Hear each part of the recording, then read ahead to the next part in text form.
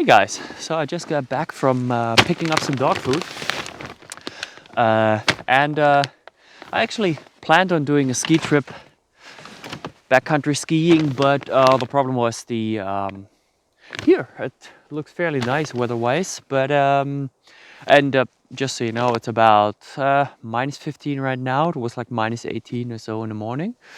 Hence wearing those mitten thingies, wool mittens. No, but I just wanted to show you a little bit like what I do on a relatively day-to-day basis.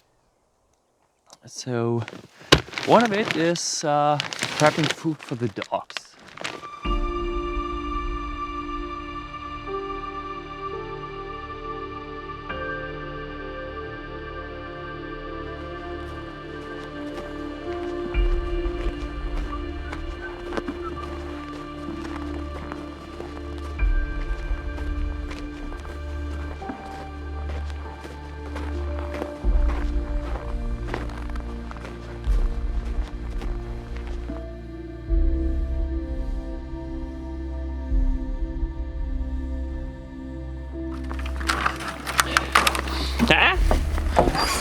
Hi, ladies. Hi.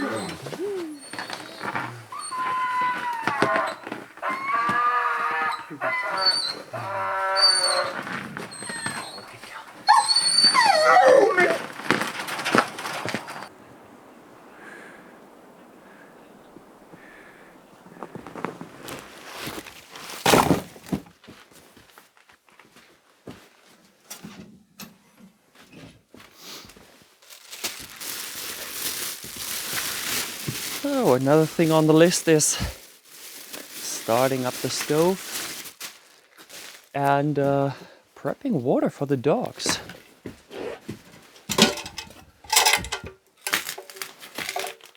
This thing I'm usually using for the dogs when I'm out on tour. That's a typical dog sled racing cooker kind of. Racing dogs in terms of like that you're out, you have another thingy on top of it, and then you just use whatever fuel you want to use and just heat it up really fast. But it takes about 12 liters, I think, and it works really well when you just put it on the stove, you know, obviously. So I don't need to buy some expensive pot or anything. So I can just use that one since I already have it. Much easier than buying some extra stuff. And you it's good when you can use stuff that you're using on camping trips anyway, because then you know exactly how the stuff works, and you're much happier with it than, because then you also know that it works. On the other hand, what also happens is you're using the stuff all the time, which means it's gonna break down faster, which is usually the case in my stuff, with my stuff. So everything has its benefits and disadvantages, I guess.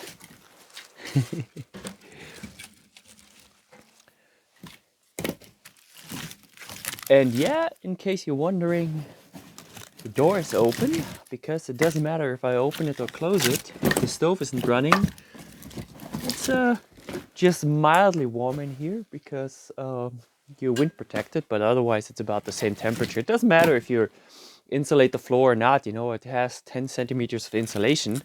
It's lifted from the ground, but that doesn't matter really. If you have walls that are, you know, essentially 1 millimeter thick, it doesn't really matter. It just the only thing that you have is a little bit more dryness, obviously, because you're away off from the ground, but everything else doesn't really matter. In case you're wondering why I do this, moisture preventness.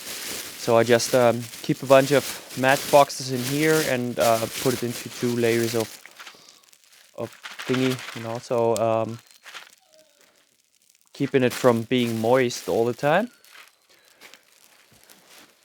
which is kind of good to do. When you're on tour, you should use, like, you know, some sort of plastic box or something similar to that. Maybe put some rice corns in there to help it even further. But otherwise, I mean, on tour you don't really need that much matches anyways, just in emergency cases, so it's good to have it always with you anyway. So let's see, it starts clogging up quite a bit over the time, so I kind of have to clean this one pretty soon. I'm not going to do that today, but you can see, like, it takes a while before it actually goes a little bit, so doesn't matter though, it works. And it keeps me a little bit warmer. I still need to be in my sleeping bag when it's that cold, you know, when I'm like doing something, being on a computer, editing those videos, you know, always something. So just imagine me sitting here, like, you know, inside temperature maybe around 0 or whatever, in my sweater, snuggled in to my sleeping bag until here at least, you know, clinging away on my laptop, trying to edit all that crap or doing other stuff.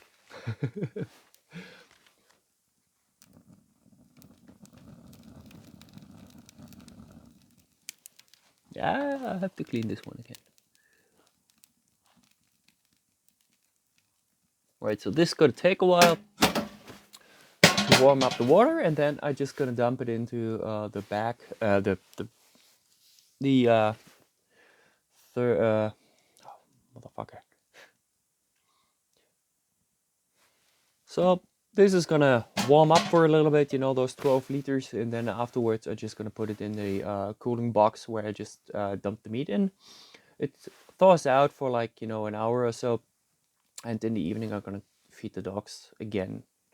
So about 12 hours in between, you know. I'm not gonna run the dogs at the moment because we have too little snow on the trails, and it still has to freeze up a little bit more, all the little creeks and everything. But now it's constantly cold, so in a, you know, in a few days it's all gonna be really nice to go on. We just need a little bit more snow, but the road is too slippery right now. I just got back, you know, and it's just bare ice at times, you know, and that is like when you're going with an ATV, it's not really that good. So I have to kind of rest the dogs a little bit. So I just let them run around a little bit, you know. The girls, not so much at the moment because they're in heat, so they stay where they are actually. But they're together, you know, so they are fine. It's they're gonna run about 2,500 3,000 kilometers this season, so it's okay when they rest a little bit.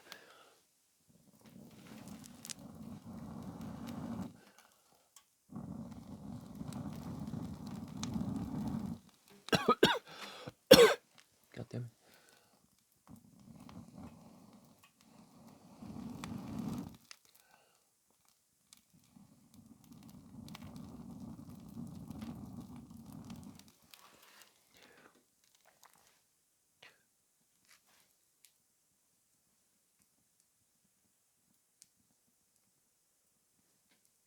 All right, let's pick up some more water.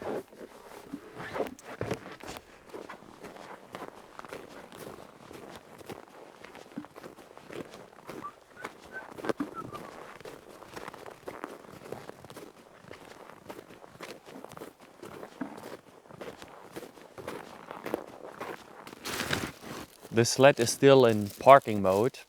We still have to wait a little bit before lakes are frozen and we might get a little bit of snow.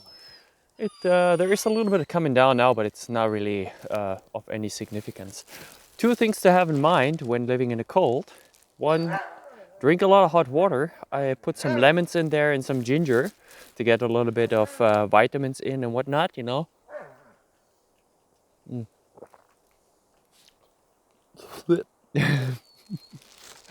Another thing, snacking. Don't eat too much fiber because that will affect your stomach in the sense that the body just constantly has to digest fibers. But nuts are in general like still a good source to have. Just don't overdo it. But you know, it makes no sense to just eat constantly just butter and you know, cheese and whatnot. You know, you have to eat some other stuff as well. So have that a little bit in mind. But a good source of nuts and whatnot is always a good way to go. And I just talked about it yesterday with a friend of mine. Being vegetarian is quite hard during the winter time, so that's why I actually, in the summer I'm vegetarian, but in the winter I definitely have to eat meat. Otherwise, I have to take too much fibers in, and that affects my stomach and then my hands and feet, which is a big problem. If you can't get your hands warm, you have a problem. So have that in mind. So the dogs also get twice a day now since it is a little bit colder. And so they get kibble in the morning with some soup or meat soup. Depends a little bit. I usually feed them meat in the morning, meat soup, so they get a lot of water in, and then in the evening I do it the same in terms of water, but just use kibble, you know, or dry food, or whatever you want to call it. Better drink that fast because it's a metal cup that doesn't really last very long. Oh, lady? Little girlie. Want a smoochie? Oh, you want a nut? You want a nut, huh?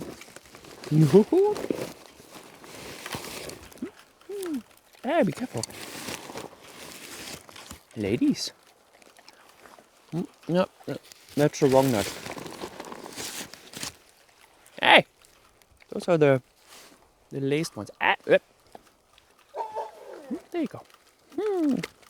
Nuts. Good cow. Smoochie for that? Little lady. Oh, good girl.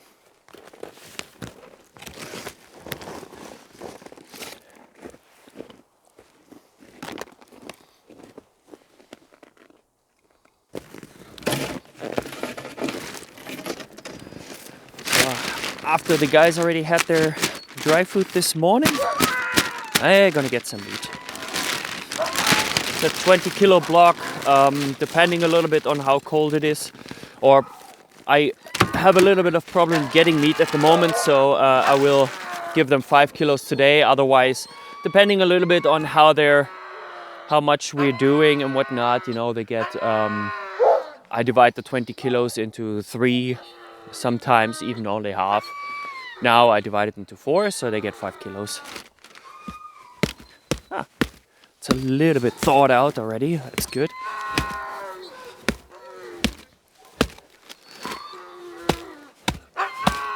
I was afraid that since it came from the freezer, I just picked it up, that it would be more.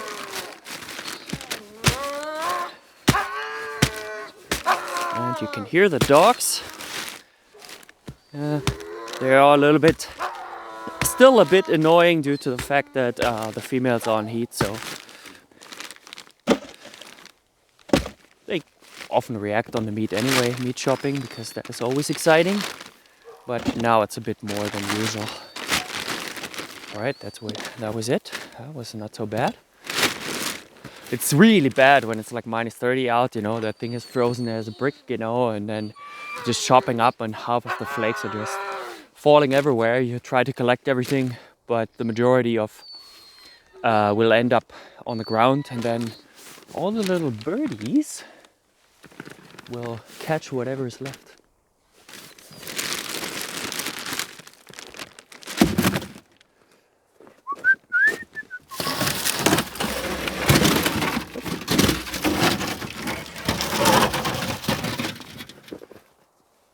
Hey guys. Not holding up now.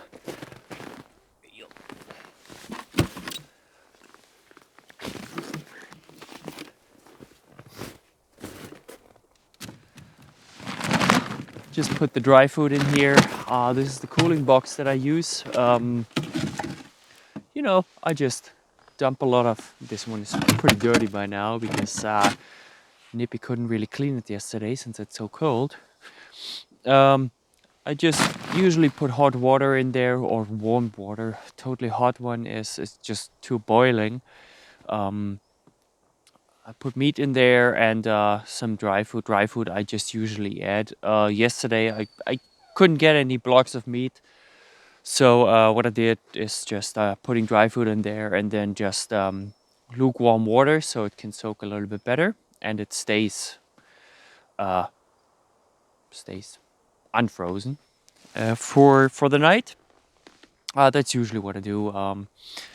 It was now since it is colder, I feed them twice a day. Otherwise, especially in the summertime, I only use often just kibble when it's really warm. Dry food or whatever you want to name it. I usually use, at the moment I'm using this brand here. And since I couldn't get what I wanted, I had to use Troll as well. So Schüttens is the other one, or Skittens or whatever, Polar Sled Dog. That stuff works a little bit better for my dogs. So it always depends a little bit what kind of dog you have, you know, or what how much they do use. In case you're wondering why this one is standing here, that's alkaline fuel that I use for my cooker, for the Primus. I always keep it here outside, not in the tent. Keeping too much fuel in the tent is always a bad idea, so don't do it.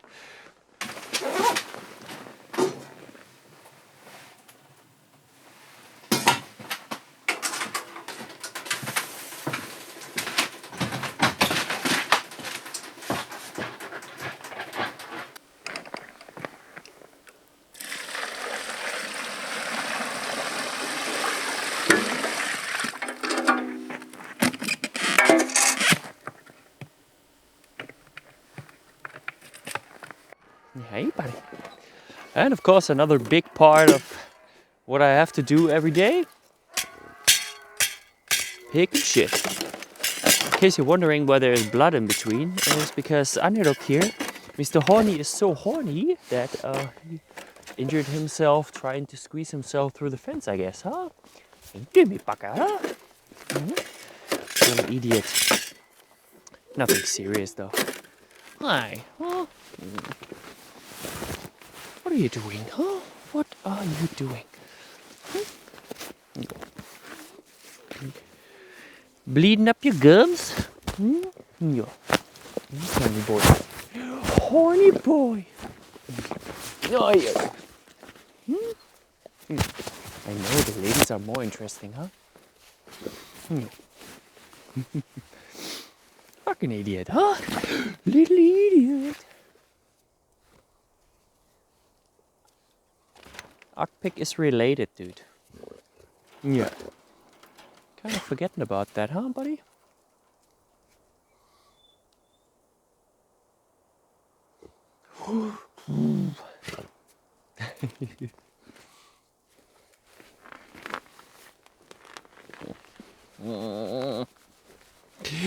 Timothy. Another little thing. If I live in a tent and it's that cold, is that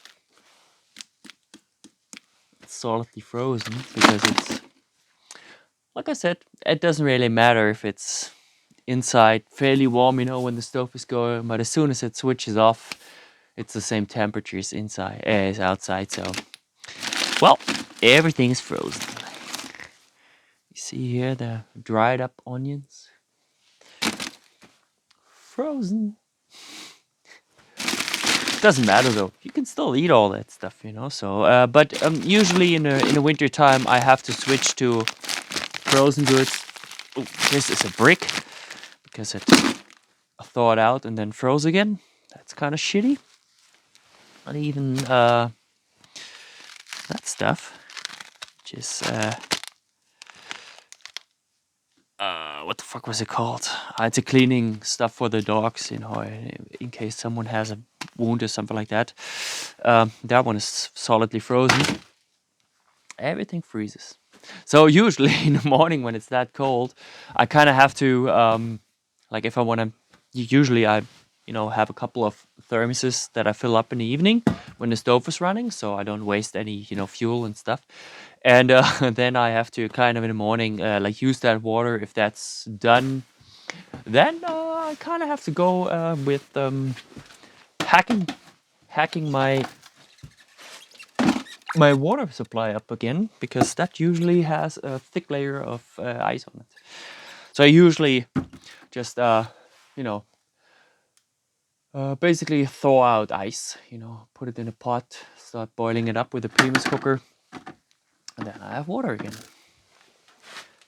I don't when I'm at home, I don't use snow and stuff like that, because that is super fuel inefficient. You have to do that on trail, obviously, but if you have the chance to use ice, that's much faster, because snow has so much air in between that it just takes forever to do so.